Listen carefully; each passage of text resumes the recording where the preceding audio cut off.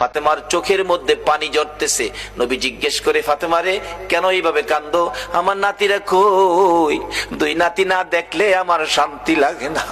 ফাতেমা বলেন, বাবা গো, আমি কাঁদতেছি কোন ব্যথায়। ঘরের পিছনে যাইয়া দেখেন গো বাবা, আজকে 3টা দিন পার হয়ে গেল, আমি ফাতেমার চুলায় আগুন জ্বলে না। আপনার আদরের দুই নাতি না খাইয়া থাকতে থাকতে পেটের খিদার যন্ত্রণায় ঘরের পিছনে গলাগুলি করে নানা নানা কইয়া কাঁদতেছে গো বাবা। আমার নবী পিছনে যাইয়া দেখে গলাগুলি করে নানা নানা কইয়া কাঁদতেছে। নানা গো, পেটের খিদা গো নানা, সহ্য করতে পারি না। আমার নবী বেরিয়ে গেলেন। ঘুরতে ঘুরতে যাইতে যাইতে একটা ইহুদির বাগানে আমার নবী চাকরি নিলেন।